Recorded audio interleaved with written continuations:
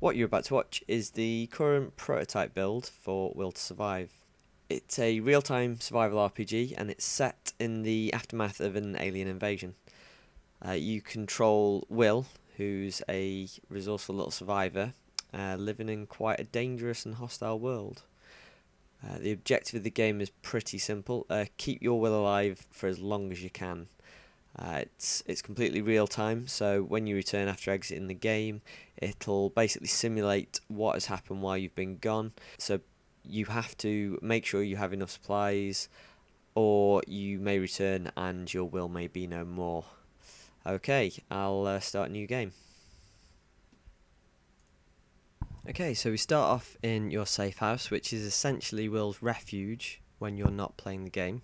You can walk about by clicking where you want Will to walk, and you can also interact with some of the items by right clicking and clicking on whatever interact prompt comes up. As you can see, at the moment you've got nothing in your storage, so there's not much you can do there. You've also got nothing in your inventory when you first start. As the aim of the game is to survive for as long as possible in real time, you can get an accurate estimation of how long you can last for by going into the inventory screen and selecting the estimation tab. This shows you how long you can survive for based on your current supplies. As we can see at the moment, we've got 0 estimated days of survival. Looking at the breakdown, we've got 3 days worth of water, 21 days of food supplies, and 0 defences. The final estimation is always taken from the lowest of these values, so in the present scenario our defences are, well, non-existent, leaving us to under 24 hours of survival. If we look at the status page tab for Will, we can see the water bar here with the food and, well, energy bar below it, which is in green. Unlike other games, this is actually a physical representation of how much the body contains. And as we have no items to speak of, this is where the current survival estimation times are basically obtained from. As these bars decrease, Will begins to starve or get dehydrated, eventually to the point of death. The red bar is also a part of keeping Will alive. This is mainly used in the fight screens, which we'll talk about in a few moments' time. So we'll close that and we will exit the safe house so that we can check out the world outside. Outside in the world, we can move Will about, very similar to how we do in the safe house. There's also a few different objects that we can interact with, including this dead body, which we can search. There are various different items that you can collect at the moment in the game, stuff like grenades, healing, food, and importantly weapons.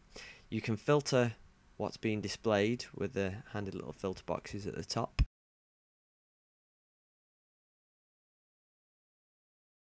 If we click on an item like this gun, we can view more information about it and find out some of its stats. We can also click on other items like the ammunition and see what kind of bullets they are. We can also click on the grenade, which is a stun grenade, the only type of grenade in the game at the moment, which we'll cover a little bit later on how that's used. And we can also see that we've got paracetamol, which we have the ability to use, and we can also take it, so we'll take that just now. As well as taking individual items, we can also use the check boxes to tick the items that we specifically want and click the take button, which takes those. And then, should we want to, we can take all, and we'll find that we've got all of those in our inventory ready to use. Obviously, it'd be quite handy to be able to equip the weapon that we've just picked up. So if we go into the equipment tab, we can see that there are various different slots here which are locked for the prototype build. But the primary slot we can actually click, and in the list we can see the gun, click on that, and then we can select that, which will equip it. If we wanted to, we could click the cross to unequip that, or we can click back on the screen itself to select a new item. And that's basically how you equip weapons at the moment. Now, if we click back onto our estimation tab, we will see that our defences have actually gone up to 9 days. This is because we've just picked up a gun and some ammunition, so we actually have the ability to defend ourselves in our safe house against alien attacks. Obviously, we've got 3 days worth of water, so therefore we can only survive for 3 days at the moment. Exiting out of that, we can actually see that we've leveled up there quickly. If we go on the status tab, we can see that we've gone up in terms of XP and a level. This is all basic at the moment. It will affect accuracy, reload speed, that kind of thing later in the day, as well as weight, but this is not yet fully implemented. So, going back into the world, we can walk about and go and investigate further. We can see there's some aliens knocking about. I'm not going to fight them just yet. I'm going to search this container here. So inside this container we can see that there's a few defensive items, some of which don't have images at the time being, but if we click on them we can see that it's a reinforced barricade with 100% condition, which is what we can use to defend ourselves with. We've also got shotgun shell mine, which is an incendiary type and does 75 damage. That's quite good at taking out enemies without us having to actually get our hands dirty. So we'll take all of those, and if we look in the estimation tab we can see that our defences haven't gone up or down. This is because we haven't actually placed any of these yet. I'll talk about this a little bit later on. Actually, it's worth just making a mental note of the amount of water that we've got at the moment. This is going to change very soon when we have a look inside the next container. Inside this bin we can see we've actually got some water here. It contains about 2 litres. We can eat this if we want, or we can take it, so we'll take that one. And we'll take this one actually, and well, we'll take the beans as well. We can now see that our estimation has actually gone up in terms of water by an extra day, which is exactly what we need. Before we move on to having a fight with one of the aliens, we'll just check out this crate. We can see that there's a lot more tinned food in this container, various different types of vegetables and fruit which have all got different properties. If we take all those, hopefully we'll gain an extra day in terms of food supplies. So let's have a look at the estimation tab, and we can see that we've gone up by an extra day. So that's going to help us survive a lot more in the long run. Another thing that's probably worth talking about as well is the food and water bars. If we go into the status tab we can see that the bars have gone down a little bit. These gradually go down over time. So if I go into the inventory and take the beans and some water, I can actually eat those, which tops up the bars and basically keeps Will in check so that he's not going to starve or dehydrate. This will be more important later on down the line. It will greatly affect accuracy, wits, reaction speed, that kind of thing, as if you are dehydrated you're not quite working on a level that you normally are. Okay, so now we've sorted out some of the supply issues, we'll go and have a fight with one of the dangerous looking little locals.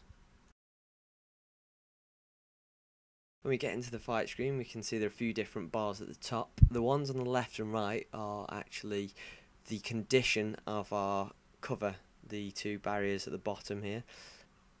Once these bars get to 0 then we have no cover left and we are left to basically get shot in the face. If we hit enter we can bring up the action select menu with which we can do various different actions. Before I show you the next action I will point out the evasion bar at the top, this blue whitish bar. This represents the percentage chance that you can evade. If you throw a grenade this will stun the enemy and set that bar to full. You can then choose to evade the entire fight and you will evade safely. If you do this when the bar is not at full, there is a chance that you get shot in the back and die instantly, so it's always worth keeping a few flashbangs at hand. I'm not one to run away from a fight, so let's go and finish this guy off. Back in the fight we can see that as the alien shoots at us while we're in cover, he actually damages the condition of the barricade that we're currently sat behind. I'll take a few shots and probably miss. Wicked, that one connected. If I stand up and try and shoot at the wrong time though, the alien will hit me, and as we can see this reduces our health. You can switch between cover at any point if you wish, but if the cover actually deteriorates too much it'll get completely destroyed. Hopefully in the future the cover will visually alter as it gets damaged. Our defence is actually looking pretty weak on this side as well, so what I want to do is go to the evasion screen, but rather than evade, choose the fallback screen, which will put us back to another set of defences. You can only do this 3 times, however. A few of the other actions that we can do as well, we can reload a gun, and if we go back into it, we can also panic switch to a different weapon. At the moment that's actually random, but there will be more depth later on. You can also heal yourself by using painkillers. And finally, we can use a flashbang offensively rather than defensively. Basically, you can use that to take a few pot shots without fear of getting shot ourselves.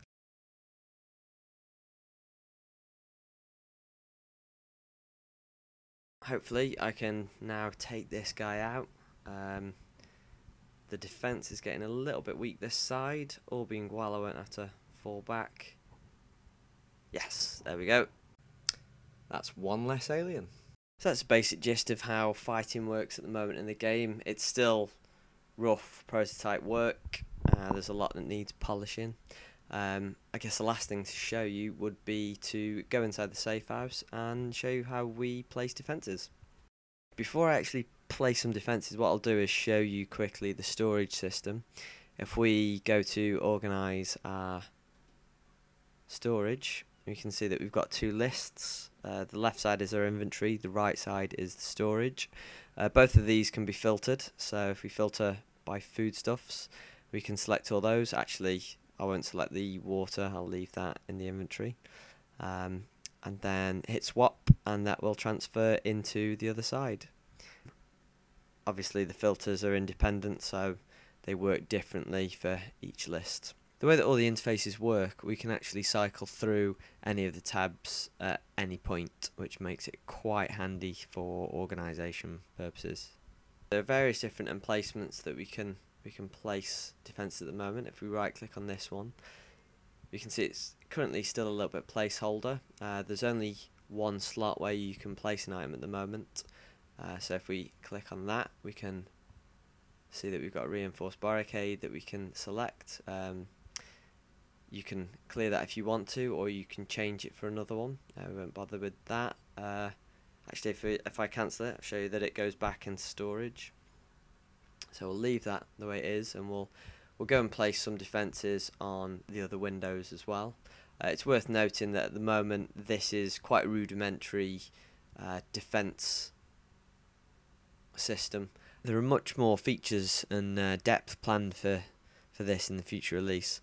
There will be a good influence from tower defence games and base building and in this kind of area, and you'll get a preview of what happens when you get back. If we open the estimation tab, we can now see that we've expanded our survival by a few days. We can now keep the aliens out for a few days before we actually have to shoot them. Here we also have some floor defences also, which I will now fortify. We can put down some of those shotgun shell mines that we picked up earlier on. I'll continue to put all of our shotgun shell mines in there so that we can see how that affects our estimations. As you can see, we've gone up by 1 extra day, so it's not a brilliant amount of extra defence work, but it will keep us alive for an extra day, and we can keep laying traps as we find them.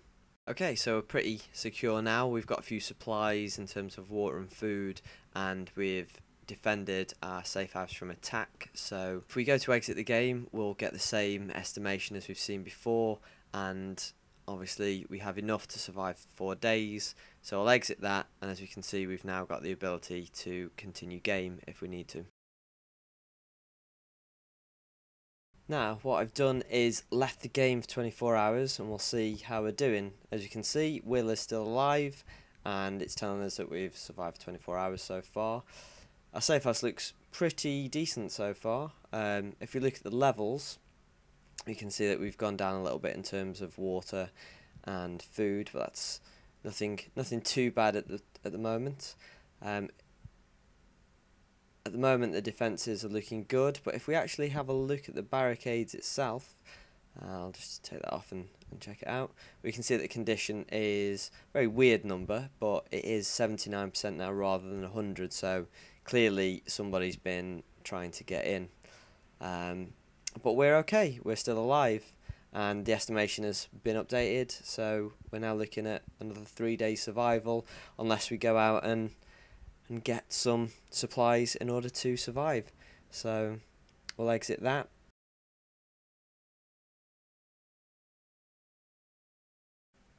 Briefly, I'll just show you what happens if you exit the game and come back in a few days later without any food or water stored. As you can see, we've been surviving for 48 hours with no items, and the bars are currently in red, which signifies that we're currently both thirsty and hungry. So if we carry on at this rate, he's not going to make it very long at all. Okay, so that's Will to Survive as it currently stands.